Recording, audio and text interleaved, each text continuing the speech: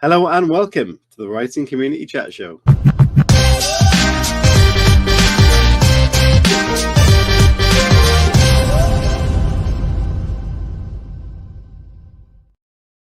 Well, hello everybody and welcome to this week's Writing Community Chat Show. We've got a fantastic guest lined up for you today, and I'm sure you will love his story and all the behind the scenes of his career. So we're really looking forward to getting into that. And 2 weeks on the bounce, Mr. Hooley is late to the show.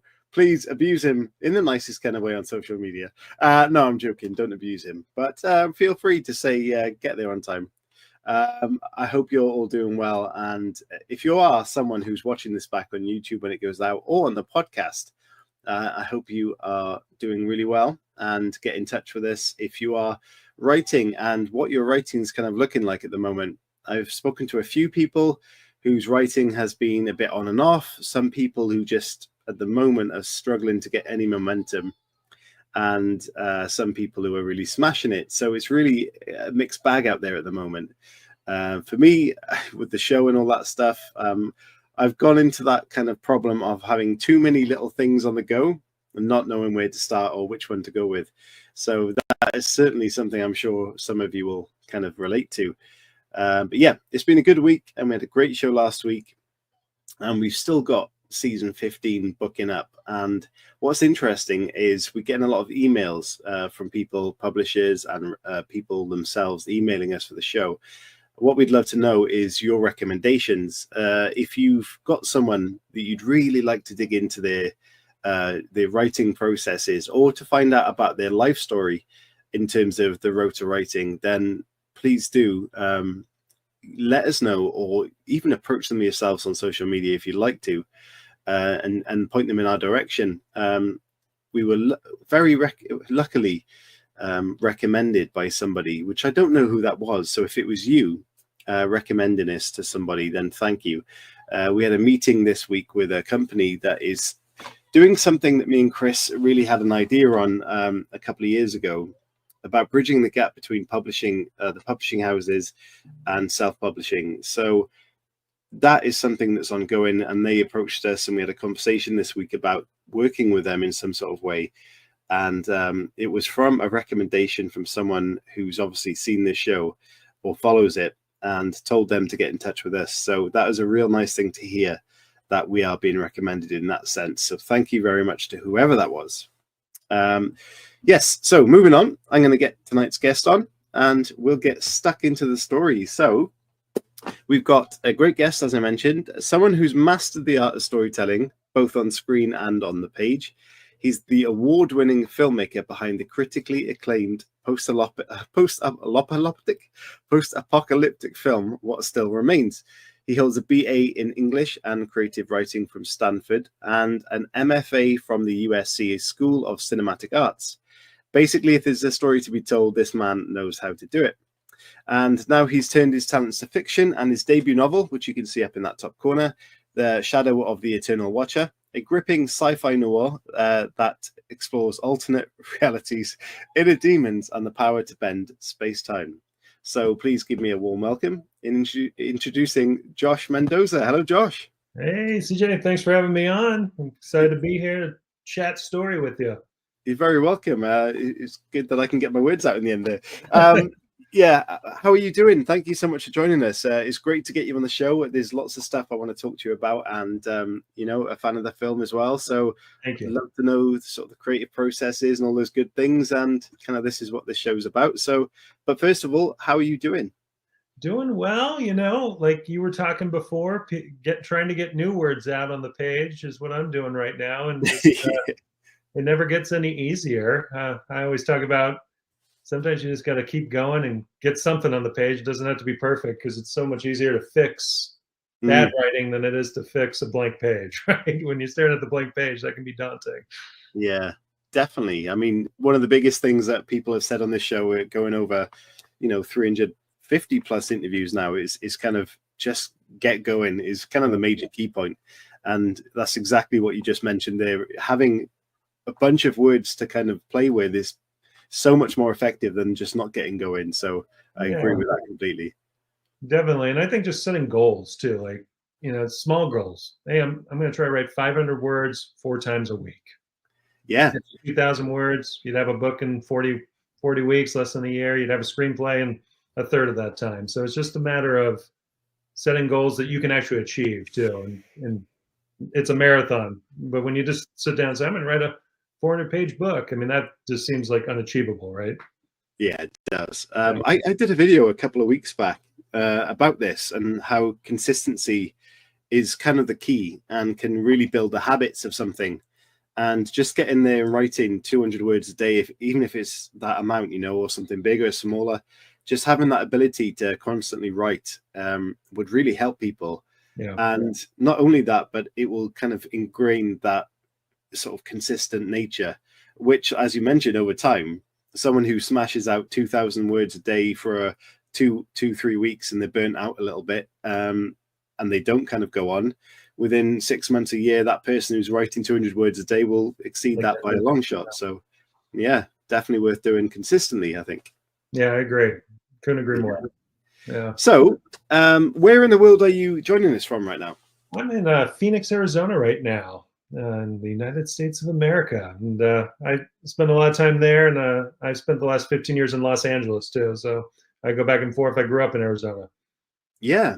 Are you from the UK, or have I read that wrong? No, I'm from Arizona. I'm from the US, okay. and I love the UK. But Yeah. now I'm a born and bred West Coast American. Nice. And in the UK, we can feel the summer's coming. It's a nice hot day today. Is it kind of similar there? Arizona, I mean, we're praying it stays. It's actually cold right now, and we're like, just stay this way, because I think next week it's going to go up to 95, and then we're just, the desert. In LA, it gets muggy, but it's a lot. I mean, Arizona gets very hot in the summer, so not the time to visit. Come 2 months ago.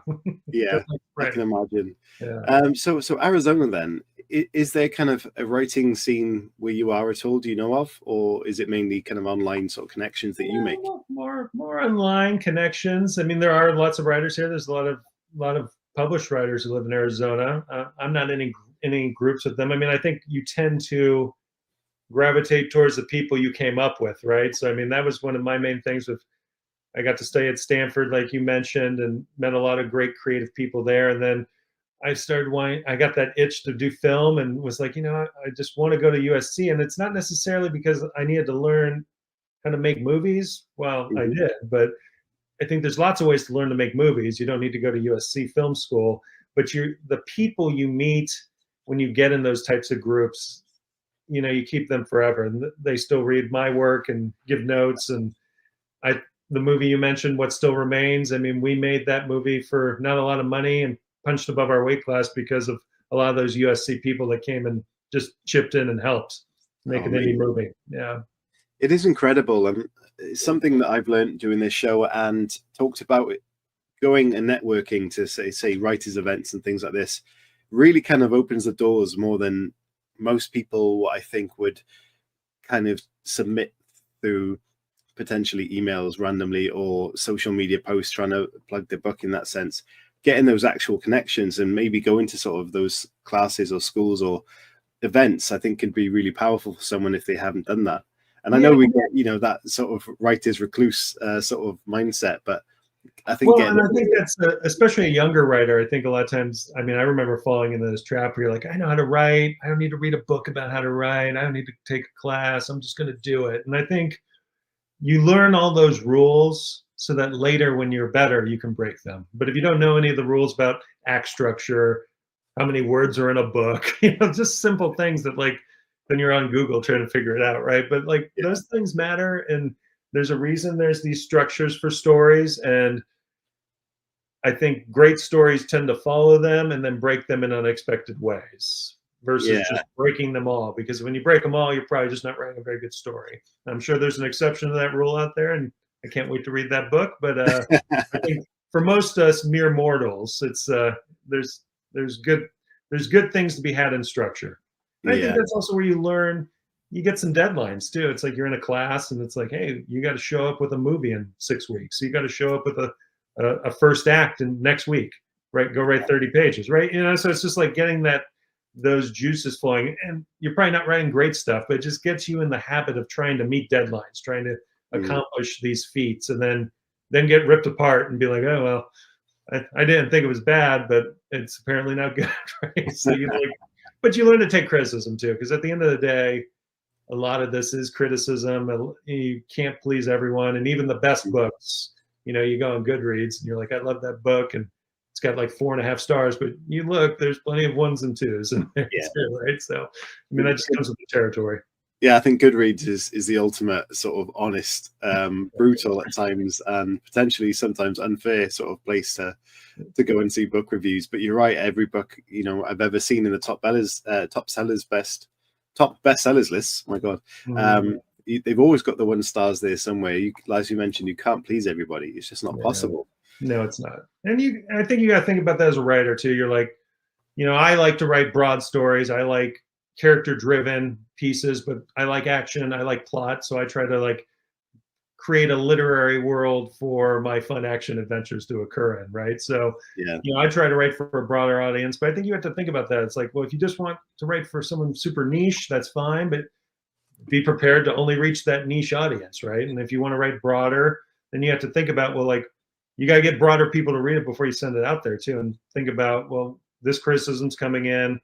I don't think I need to blow this up, but I hear that note. How do I fix it? And you as the writer have to figure out how to fix it, because a lot of times someone will tell you how to fix it and they're probably wrong, right? And you have to kind of figure out how to like navigate that as well. I think that's like a really sort of valuable lesson as well. I think a lot of people, if they were to sort of work with an agent or potentially an editor or somebody for the first time, and they haven't kind of done their research or discovered what they like or who they work with well, that could be a potential roadblock as well, that the fact that they're getting advice from someone that doesn't quite align with their story. Do you know what I mean? So I do. Think, yeah. And I think it was Stephen King I read. I'm sure a lot of writers have said this, is one of the most powerful things he ever learned was that he was allowed to say no to his editors too. And I took, I had great editors on my book. They saw the vision I wanted to do. I remember early notes when we were first getting the ball rolling. I kind of went back and was like, hear what you're saying. Sounds like a cool story. That's not really what I'm trying to do, though. This is what I'm trying to do. And then my editor's like, I get that. What's wrong with that? And gave notes with my vision in mind. I think that's so important too, is it is a collaboration. And that was something I really learned with the movies, because I mean, you cannot make a movie by yourself, and people can try, but usually a director, writer knows just enough about everything to be dangerous. At least that's me. And I can ask people to do things for me. And then you have to surround yourself with powerful people who can execute that vision. And inevitably too, they come up with ideas that you hadn't thought of that make it better, and I try to take that with the book too, is just when you get a good piece of advice, run with it. I'm interested then, for someone who obviously worked a lot with films and now is working with fiction in terms of writing books. What was your first love? Was it film or book growing up? It was really both. I mean, I always tell the story. I mean, I have vivid memories of my mom taking me to this local little indie bookstore here in Arizona when I was growing up, and I'd be back, it was just in like a little strip center, and I'd be in the back corner in the sci-fi section just devouring books. And I read them all. I read Dune, I read Star Wars Expanded Universe. So I was not a highbrow or lowbrow guy. I touched it all. But my dad, I don't even think he knew it, but he's a big cinephile. I mean, there was not a weekend that went by that we weren't either in the movies, renting a movie, probably both. So I just grew up on a heavy dose of story. It was a lot of reading and a lot of watching. And when I went to Stanford, I went in and I was like, I'm going to write novels. This is what I want to do. I started taking a lot of creative writing classes. And I also took a film noir class there, which was just a very simple class of sitting down and watching film noir once a week, and everyone got an A, I think. I'm sure I wrote a paper, but all I remember from that class is watching these movies. But it was really the first time that my brain clicked. I saw a cut in a movie of Citizen Kane. Joseph Cotton spins around a pole. It's a silly shot. It's like behind him, it's in front of him. I just remember sitting there and being like, holy crap, I just saw, I like saw the cut. It was the first time I'd ever seen, they were here, they were there. I could imagine where the cameras were, and like a light bulb went off in my head. That would be something I would be good at, because I was writing a lot of stories at the time, and I'm a very visual person, and I've grown as a writer, but I think in the early days I was sort of writing shot lists, screenplay kind of things, and didn't really and trying to make them more literary because I was having these visual ideas. So I've learned to kind of juxtapose them both. So from school, I was like, oh, I think I want to pivot into the film world, and that's why I went to USC, was just to kind of get, like I spoke to already, get around other filmmakers and learn. And I Yeah. felt like I already had a pretty good base in writing, but I've just continued to grow. And screenwriting is a different beast too. Mm. It really is. I think the tricky approach that I took was, I'm a visual sort of storyteller as well, and I kind of write, as a pantster, and I see things like a movie when I write.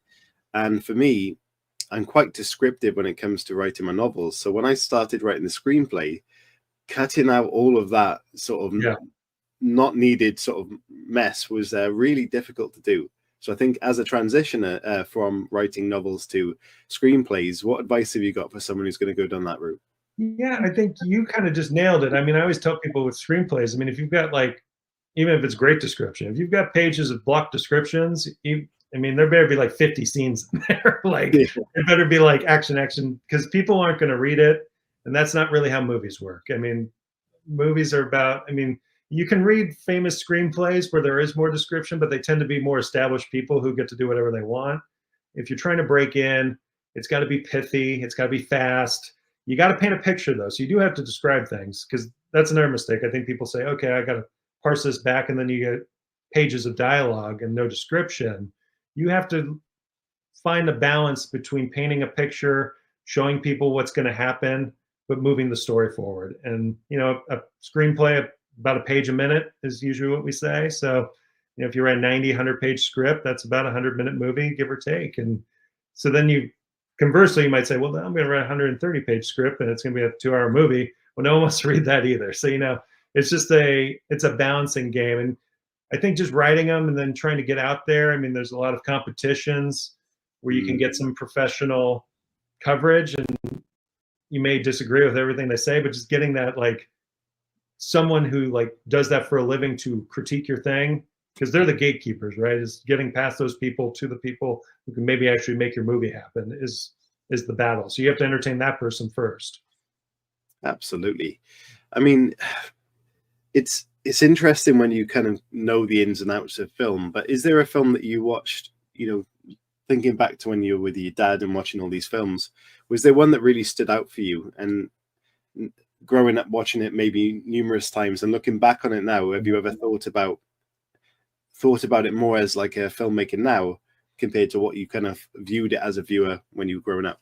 Well, the negative of that is I definitely saw the movie Jaws way too young and was scared to go in a pool at the age of 6. But I think my dad let me watch that on vacation. I don't even remember watching it, but that left an indelible mark on me, both in a positive and a negative way. And as I've grown up, that's one of my favorite movies. I think it's a great storytelling, filmmaking experience. And I think just the backstory of how the shark didn't work and they had to get creative, and it makes that movie so much better. If you saw that shark in that first scene eat that girl, that'd be a schlocky B movie, right? And the fact Spielberg had to flex his filmmaking muscles and figure out how to use the camera to portray the shark, and obviously John Williams' score. That's an amazing movie. And then I was, I think like a lot of people from the 80s and 90s, I was a big Star Wars fan. I used to wear those VHS tapes out. I watched the beginning of Empire Strikes Back before bed, every night from the age of 12 till I was probably 18. And Return of the Jedi too. So I've seen the beginning of those movies, and I just think as you go through as a writer, you can get, and a filmmaker too, you can kind of get jaded, you get a lot of no's. So for me, just remembering back to that and what I was passionate about as a kid, it was fun. And that doesn't mean you have to write fun action movies. You can write horror movies, but there's a joy that comes from these stories for young people. And I think remembering that and trying to capture that in a bottle when you write is what I try to remind myself of. Yeah. So at the point when you'd gone to, do your creative arts course and all of these things, what was the transition point for you then when you actually took filmmaking into a more serious sort of step?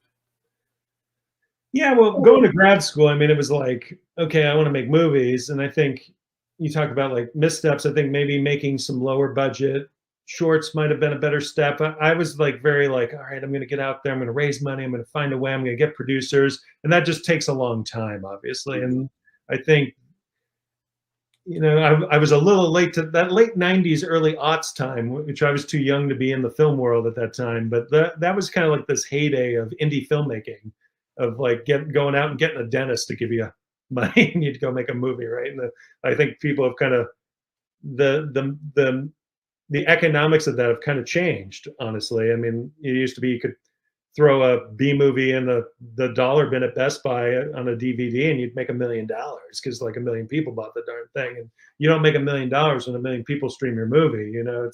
It's not the same economics. So you have to figure that out. But I mean, it's just trying to find a way to make stuff. And I think getting lost in, oh, I have to make something for 10 million or 5 million. I mean, make something. I know people have made things for like 30 grand.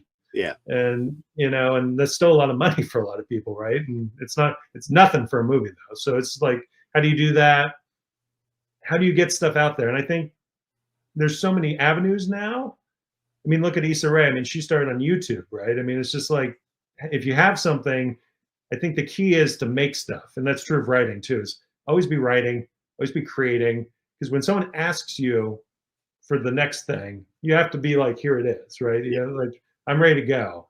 And I don't think that should discourage people who don't have that thing, but you should be working on it though too. Like writers write. You don't have to make $1 million to be a writer. I think if you're a writer, you should write. You should tell people you're a writer. And then when they ask to read it, you better be able to let them read it, right? So I think that's so true about any creative endeavor though, is just trying to get more out there. Mm. Yeah, I think so. It's definitely in the case of building an author brand. I think a lot of people, it will help sales having a book out, of course, and you have to find out how to market that book. But also when you start building an author profile and you say potentially got 3, 4 books, 5 books, then if a reader picks up any of those books and really enjoys what you've got, they can go and pick up more books from your catalog. Yeah. And that's where the kind of momentum grows, I think.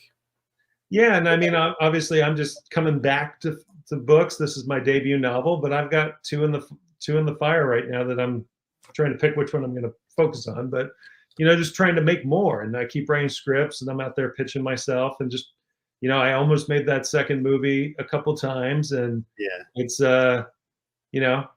you get pandemics and you get strikes and money goes away or these different things happen. You just have to keep going now. I mean, like and that's the thing about all this creative stuff. It's like people ask you for advice, and it's tough because you cannot emulate anyone's path, right? I think you can look at people and say, okay, well, I always looked at Ryan Johnson when I was younger, and I was like, all right, well, he like kind of did this patty leapfrog of $500,000 movie, couple $1 million movie, $30 million movie, and now he's making obviously $100 million movies. But even that though, you can't emulate that because it's just a different. It's not like you can go get a job and be like, okay, now I'm going to work my way up and do those things. You have to find the right person who greenlights that next thing, and you just never know where that's going to come from. And I think that's true of the book too. I mean, you may write your first book and it does okay, and you write the second one and it does okay, and also you write the third one and that one blows up, right? And then everyone's going to go back and read the other two, and then all of a sudden you've got a few things going. So you never know the timelines, right? And I think we get trapped in this like, oh, I'm 40 now, I'm 50, I'm 30 years old, I'm too old, whatever the age is, right? And you're like, this person did it by that time. And I think you just have to live your life and keep, like I said already, keep creating, because if you don't have anything, it's never going to happen, right? Yeah, definitely. When I think about lockdown, and we've mentioned it a couple of times, and films, I always go back to thinking of I'm trying to think of the name, maybe Songbird. It was a Michael Bay film that came out during COVID, and it was about a pandemic, and I just thought it was so badly timed. Right. And I just couldn't believe it had happened, and I had to watch it, obviously. But yeah, I think it was something like that. I don't know what you think about that, Yeah, you know, I mean, art emulates life sometimes, and I think we obviously think about things. I mean, you could go back. I mean, my movie is kind of about a, you know, you mentioned post-apocalyptic. It came out a few years before, but it's sort of the same thing where it's like something happened, we've moved on. I think people are interested in that. I mean, obviously, these things have happened through time, right? Yeah. Where pandemics happen, and we're unfortunate we had to live through that one, but hopefully, knock on wood, there won't be another one while we're alive. But when Yeah, we die fingers of old age, I always joke. When once the next one can happen like a few hundred years when we're all gone. But you know, I think you as a storyteller, I mean, it's hard because you got to think about the audience, like I talked about, but you also have to be an artist. You have to like get your stuff out there too, and you know, there's a balance between what's marketable. I mean, obviously Michael Bay. I mean, he's trying to be marketable, right? But you as a writer, there is a dance between like pleasing people, fitting in, conformity, but also maybe saying something that like critiquing something and leaving something for posterity, right, for the future too. So Mm. that's definitely a balance, I think. So I'm interested then in your kind of writing process. As you mentioned before, like you're a visual sort of writer, and that's how you've worked on screenplays. But in terms of writing a novel, are you a plotter? Because you haven't mentioned about plotting or kind of structure. So are you a plotter or are you a pantser? Do you kind of merge the two? Probably more in that pantser division. I do plot. You couldn't write a screenplay or a book off my notes though, so they work for me. You know, if you were in, I can definitely write an outline though. If like an executive's like, I want an outline for the script, you have to know how to do that. But you know, I like to let my characters kind of find themselves. I play with things and I try to just get lost in it. And I think that sometimes for me, that's when the muse kind of speaks to me. And sometimes you'll finish and you're like, I don't know where that came from, right? And that's what I like. But then I'm just a very detailed person in my brain. I think that visual part helps too, but I keep it all straight. I'm tracking things. I take little notes that again you wouldn't be able to do anything with. But for me, I think it is important though. If you're pantsing and you're making stuff up, it still has to be a structured, finished product. So at some point, you're going to have to do the structure, right? And you're going to have to make it work. So whatever works best for you is the key. I mean, I know people who spend inordinate amounts of time outlining a screenplay, and the outline's like 70 pages, and the screenplay ends up being like 90. It's like, in my opinion, I would have just rather written the screenplay, right? Yeah, yeah, But definitely. whatever works for. But again, I think whatever gets it done is the key. Mm. So in terms of filmmaking then, what do you think you've learned from there? There's kind of a key learning point that's helped you in this new journey of writing novels. Yeah. Well, I think that like the visual thing helps. And when I write scenes, I sort of do a mini shot list in my mind. I imagine that obviously you can't know when you're making a movie necessarily what room you're going to be in when you get to do it. But I think it's helpful to kind of place people, objects, things in a real space for Mm. when you're writing, because then that grounds it in a reality of that person's over there. So when you write action sequences and people start shooting guns at each other, if you have no idea what it looks like, it probably is going to be gobbledygook on the page. And there's very famous books I've read where I'm like, what is happening right now? Like, where am I? And to me, that to me is so important. I like to be, like I said, grounded in a reality. So I think filmmaking definitely forces you to be grounded in a reality, because if you're actually going to make these screenplays, you have to think about the nuts and bolts of doing it. You know, there's a big difference between writing your $100 million spec script that you're just trying to show off and writing your indie $100,000 how do I make this movie. And no matter how much money you have when you make a movie, inevitably too, there's going to be problems with sets, there's going to be problems with locations, there's going to be problems with fire marshals, all these things, and you have to adapt as the creator to figure out a good way to still accomplish what you set out for the characters, but maybe not necessarily what you wrote in the screenplay. I mean, like in my movie, I had this big epic thing where the guy was going to fall in this trap. It was a pit. It was going to be super cool. We had a plan for it. I had lots of smart people. We knew what we were going to do. we were on set, shooting 6 or 8 pages a day, so flying, right? We only had like a 17-day shooting schedule on that movie. And like, I think literally like the day before we were going to shoot that, my producers came up to me and were like, yeah, so we're trying to dig this hole, and the ground's softer than we thought it was going to be. It keeps falling in, because at the end of the day, it has to be safe too. Like, I don't think we can put an actor in this and do the thing we were going to do. What else could we do? So we had to figure something out on the fly, and you adapt, and you have to. Wow, that must be very frustrating at that moment, though. It is, but I think too, you just have to go with the flow. If you're upset, because nothing goes to plan. You have plans, but things change. And if you're just always stressed and angry, you're probably not a very fun director to work with. There's a lot of stress in a movie, so there's no reason to add more. So, and sometimes, like we talked about Josh, but on my movie too, like things I didn't plan for, letting that camera run a little longer, letting the actors do their jobs and act and interact and ad lib and do things, that sometimes creates magic. Sometimes it creates garbage. You can always not use it, right?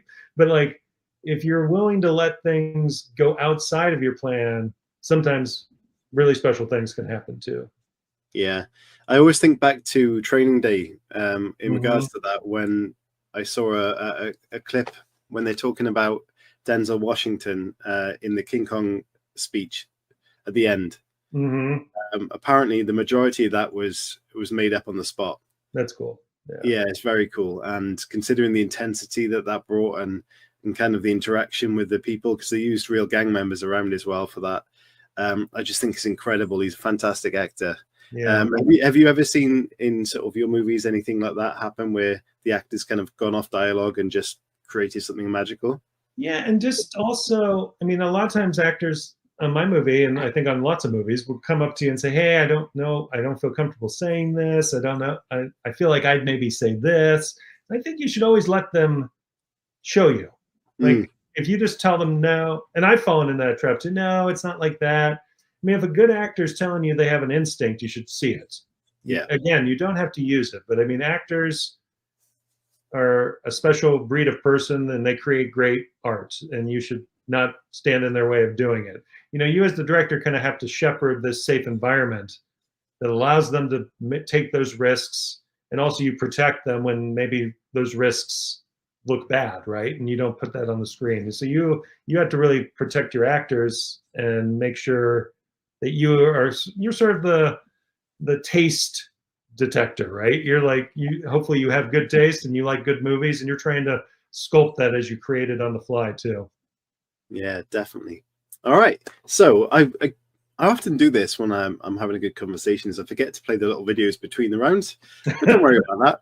So this is where we talk about your latest book. So could you let everybody know what Shadow of the Eternal Watcher is all about, please? Yeah, well, it is a noir detective story set in LA, just kind of in the classic LA detective vein that spirals into a out of control, otherworldly space opera. And I like to do genre mashups. We've been talking about my movie. That movie is you talked about it, it's post-apocalyptic. Some people pitch it as like a zombie movie. It's not really that, though. It's really more of a coming of age story for a young woman wrapped up in this post-apocalyptic clothing. So this one, I had this idea when we were in post on my movie, actually. I was like, oh, I have this idea for this detective story, and wouldn't it be cool if it was sci-fi, because those are things I love. How do I make those fit together? And that's where the jumping off point for this book happened. And I thought it was fun to kind of make the mystery that it was a sci-fi book. And the character's kind of finding out as he goes that he's in a different world than he thought he was in, which I think is fun. It's a book I would have wanted to read when I was a kid, and I just tried to have, like I said, a lot of fun with it and make a page turner. I was about to say, and kind of note the fact that you mentioned sci-fi when you're growing up and your love for that. And a lot of people, when they write their first book, are kind of writing the book that they want to read, or one that they really feel is a passion. So I'm getting the image that this is that book for you. It's definitely one of them. I talked about the film noir class that led me into making movies too. Those are just genres I love. Yeah. I'm passionate about them, and I eat them alive when I can read them or watch them. So I just try to write all my stuff is the stuff I would want to see. I mean, I've got a script. I talked about you before we came on the air that I'm kind of reverse engineering into a book now, but I always pitch that as like Deliverance meets Jaws with a bear.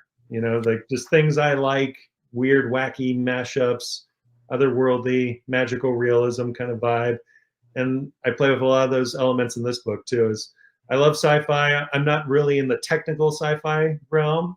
I have just enough tech that it passes the smell test, but I get more into the magical aspects of it. I enjoy that, and I think it leads to interesting aspects for the character when they're put in uh, situations that seem Mhm. otherworldly. And I always go back to Twilight Zone. I remember growing up watching the reruns of the old Twilight Zones, and I mentioned Twilight Zone in the book too. It's just a nod to that. And you know, you mentioned it's a multiversal thing, and I think a lot of people now, obviously with the Marvel Cinematic Universe, go, oh, it's like that. And I tried to do a different spin on that, but also just kind of going back to the old multiverse of Twilight Zone, because that's really what Twilight Zone is, right? Step through Yeah. this door into another reality.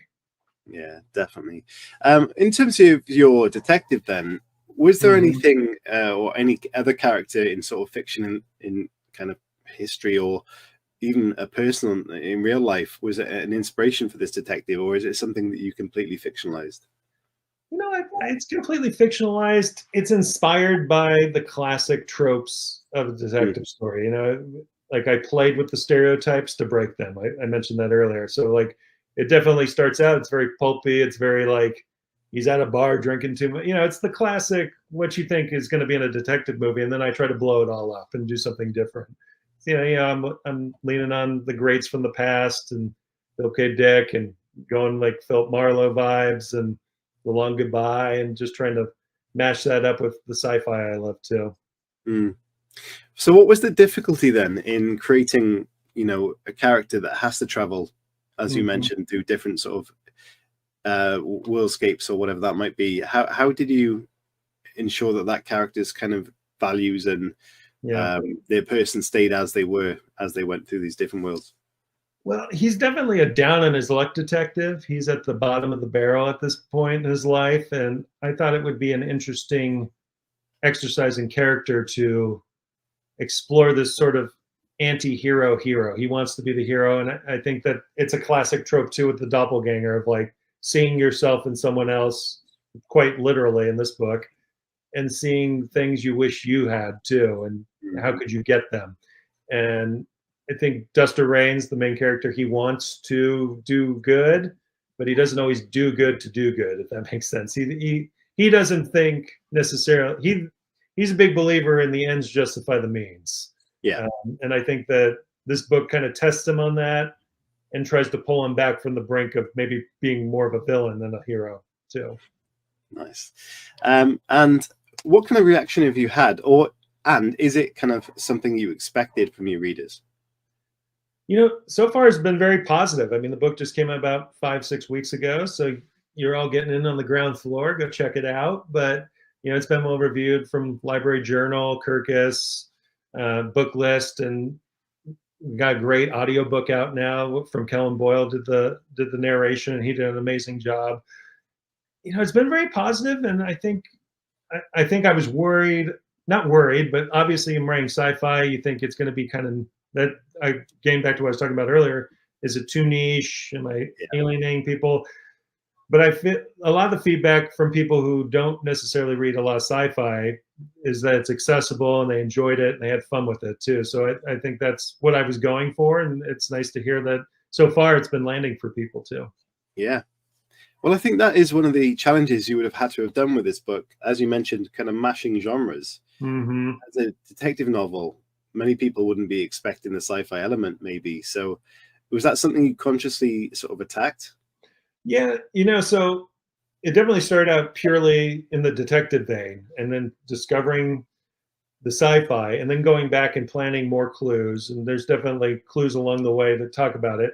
And as in a later draft, I put the prologue in that's definitely more sets that sci-fi realm up from the get-go. And that was not the original structure I went with, but as I was doing it, I started to think I think what you're hinting at is, am I going to chase people away who like pick this up thinking they're getting a detective mystery, and then they get into a sci-fi and they don't want to read a sci-fi, and that just makes an angry reader. So just trying to make sure people know what they're getting in for, and then trying to do it at a high level.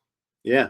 So on the flip side, you could almost say that this book is almost like an entry level push for people that are not into sci-fi to get into sci-fi. Yeah, and that's what been the reviews, that people find it accessible, but then it also, I think, scratches that itch for the hardcore sci-fi too. I mean, people have kind of, it's been compared. I mean, I think this is a great compliment. It's been compared to Ben Heinlein-esque. So, you know, Starship Troopers and all those great books that he wrote. And, you know, that's to me, a great compliment. So just trying to live up to that. But I mean, I like accessible things. I mean, I love science fiction and fantasy, but even I get lost in like, man, this book's 1,500 pages. It's 1,200. Like, why am I still in this library 100 pages later? I don't like that. So like, I tried to write something that moves. I think it's the filmmaker in me. I'm obsessed with just character and driving the character forward. So I mean, when I write with the book, it's like chapter. What's my in? What's my out?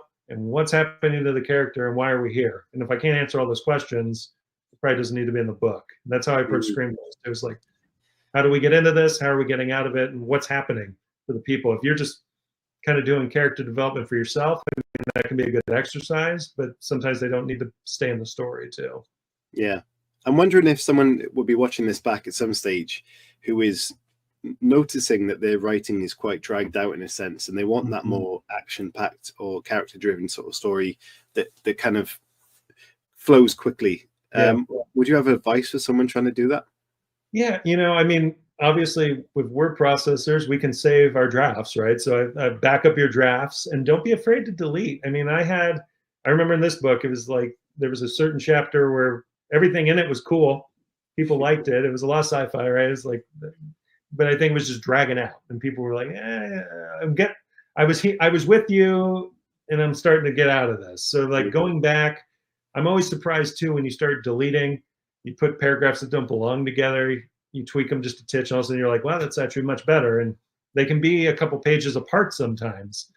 And sometimes you had to write all that stuff in the middle to get there, and it didn't need to be in the book, right? The audience didn't need it. So don't be afraid to parse back. And sometimes you go too far. I mean, I had like a 95,000 page version of the 95,000 word version of this, and I had a 70,000 word version of this, and I ended up somewhere in the middle, right? So I went too far and pulling it back, and that's okay. You know, it's an experiment, and it's a creative journey, and it's all about making it seem like it was always planned that way. But everyone has to have a process to get it to that version too. And no first draft is the final draft either. No, I think you are right. I think people are scared to do that, though, just to sort of dissect and delete parts of this story if they're not used to doing it. So I think, you know, maybe it is worth giving it a go if you feel it's not quite right. Anya says, I need this advice because I love description. Don't we all? Well, you know, description's the natural happy place for most people. I mean, we all can describe a barn, you know, we can all describe a house, we can see it. I think when I was at Stanford, I think Am Johnson told me, he was like, we've all seen the barn. What's unique about this barn? Is it that it's got a million nail holes because every time someone breaks a rule in the house, they go put a nail in and they pull it out and it's got holes, and that's a representation of abuse. I'm just making this up. But like, you know, what makes that interesting for the storytellers? Because like when you start, for the readers, when you start reading about the barn and it's 10 pages later and you're like, so it's just a barn? Like, you have to figure out, why are you talking about the barn? What's important about it? And what, again, I think what is important for the characters about that barn. Yeah. I think that's an amazing bit of advice there about the barn. I've never considered that. And I think it is very powerful. Just instantly popped in my head a character walking in and feeling with the fingers, finding the holes, and being able to describe that instantly is a much better story. Yeah, and I think that's trauma, right? There's story there. What happened to them? Why are they there? I mean, that's why people read stories, and that's why people watch movies, is they want to be transported to another realm, and they want to know the extreme versions of things, right? Like, because Yeah. most of our lives are probably more down the middle, hopefully. And I Yeah. think you're trying to paint pictures for people and entertain them and scare them and whatever kind of genre you're in. Well, I love horror, and one of my favorite films of all time. I just got to say two of them, Alien and Aliens. And the reason I love Alien so much, and horror doesn't really scare me, but what I loved about Alien was the anticipation. Yeah. And always anything that drags me in, whether it's a book or a film, is the what if, Yeah. or not what if, but what's going on is the intrigue. So anticipation and intrigue is there. So I think that sort of storytelling can do wonders with Yeah. just I as mean, well I'm the mentioned. guy who I could watch a horror movie all day long with the slashers and stuff. Mm. You start walking around corners and like, what's over here? I'm the guy like covering his head. Like, Oh, no way.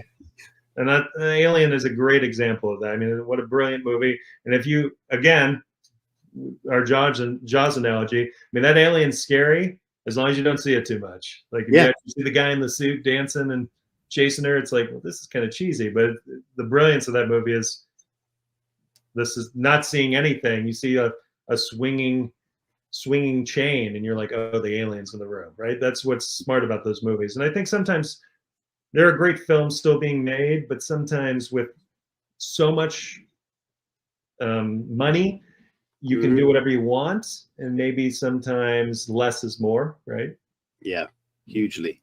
Yeah. Um, and I always, I'm going to stick with films a second, but I always think one of the best made films was Seven, Yeah. but I've never seen anything that kind of matches the awesomeness of that movie. Well, it's a great twist, right? I won't ruin it for people who haven't seen it, but like, I mean, that's great storytelling, great directing, great filmmaker, great acting, right? It's got Mhm. everything. And that's the Yeah, thing about any movie. There's a lot of places to mess it up, right? You got to have a yeah, great screenplay, then you got to cast it well, then you got to shoot it well, then you got to edit it well, and you got to do post well. I mean, all those things can ruin a movie. I mean, yeah. we talked about Star Wars. I mean, a lot of the original Star Wars was created in the editing. Mm. They shot it all, obviously, but the story, the whole Death Star sequence is completely created in post. Like, none of that's happening, and you actually can tell too. A lot of some of the over dialogue is not on people talking because it's like they don't actually have the shots of it, so they're creating it, and it creates great suspense. And Yeah. you can do a lot in post. You can do a lot. It really all starts with the screenplay, though. If it's a bad screenplay, a great director, great cast, you can only plus something so much. You have to have it on the page first. So if Shadow of the Eternal Watcher was made into a movie, who would you love cast as your main character? See, now you're going to out me because I don't really imagine actors when I write. So, it's I think, I mean, he's fit. He's a washed up detective, but he used to be in the Air Force. He's kept himself in shape, and I just imagine some of those 40-year-old leading men pushing it. I think like Ryan Gosling pops into mind and those kinds of guys. But I always joke too. I'm like, if Jack Black, a younger Jack Black, if he got in shape, would be Uh, great because there's a lot of funny humor. Obviously, that's not a real person though, right? Because Jack yeah, Black's too old.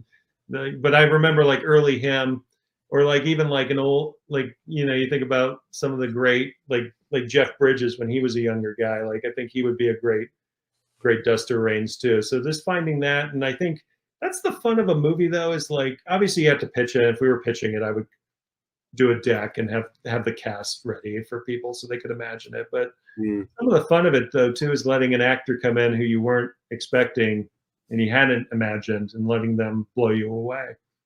absolutely. Yeah. That would be fantastic. Okay, so the question that I've got burning, and you kind of mentioned it earlier that things are in the works. So what's Mhm. next after The Shadow of the Eternal Watcher? Well, I am working on a sequel to this book, and I have it plotted out in my mind, like we talked about, and I've started that. But I've got this itch, and I've mentioned it already, but that Jaws with the bear in Alaska, magical realism.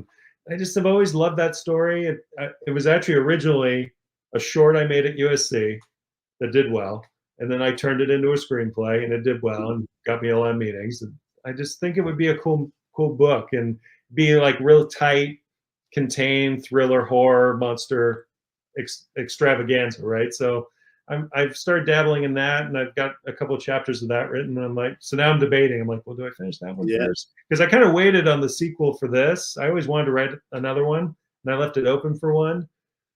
But I was like, well, what if I'm in editing and they tell me I got to kill some, they're like, I wasn't sure where the book was going to go. And now it's been fairly well received, and I've got the itch to tell more Dust or Rain stories. So that's the battle. I guess it's a good problem to have. I have too many stories to tell, but now I need to time block and make sure I finish them all, right? And not just talk about them.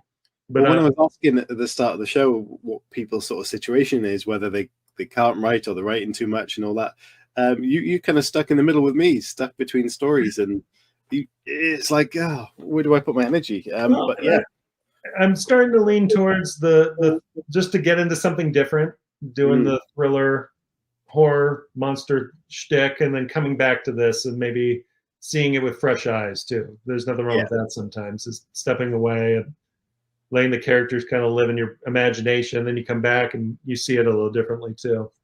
Oh, definitely. I think it's interesting that you picked a sequel for this story. Is there any plan for maybe a series, or is it kind of you've got the 2 stories in mind and that's it? I think there's 3, maybe 4, but I definitely think it's 3 is how I'm imagining it. I mean, that's kind of the classic, right? The trilogy. But I've got this plot for the second one that I think would lead into a third one really well. So that's my game plan right now. Nice. I don't want to give too much away. But some of the characters from this one will play quite prominently, and it will still be detective, even though it's definitely the mystery of the sci-fi's out. So we're definitely in this dystopian sci-fi universe now, but I think still let the detective and Duster will live on in the future. Okay, so we're coming up to the last part of the show, which is where I ask you some questions that I've kindly forwarded on to you. So we should have some preparation for that. And if anyone is watching that wants to ask a question, they can do so. So first of all, if you could take any character from the world of fiction and write that character into one of your stories, or into this story perhaps, what character from fiction would you take? Oh, into this story. Interesting, because when I read that, I was like imagining just my own adventure. And my mind immediately went to Gandalf. I was just immediately like, I want to hang out with Gandalf the Grey, take me on an adventure. Let's go. Hopefully I live through the adventure. I'm not like a Boromir or something. But that's where my mind went for that. Yeah, just and that could be interesting. Maybe because there is, like I said earlier, I don't want to give too much away, but there is like a magical element to my book, and I wanted to play with that more in the sequels. So maybe not Gandalf specifically, but kind of people being able to bend space-time is a conceit of this novel. So like pushing that farther and letting it kind of get a little more extreme with the magic could be fun, I think. Yeah. I've never heard that as an answer on the show, and I think that's a great answer. If you were going to spend the day with Gandalf, what would you do? I'd probably smoke pipe weed and drink pints is what I'd do. But maybe go get some gold too. I'm thinking more like probably Hobbit Gandalf than Lord of the Rings Gandalf. Gandalf would just leave me to go find out what the ring's about. Have a party in the Shire. Yeah, exactly. Hang out with fun Gandalf. Amazing. Okay, so if you could change the ending to anything, and this is open to film, TV, or book, and change the ending, what ending would you change and why? You know, when you asked me that, my mind immediately went to Breaking Bad, and not because I think that's actually a perfect show and doesn't need to be changed. I think it ends how it should have, but I just want more of it.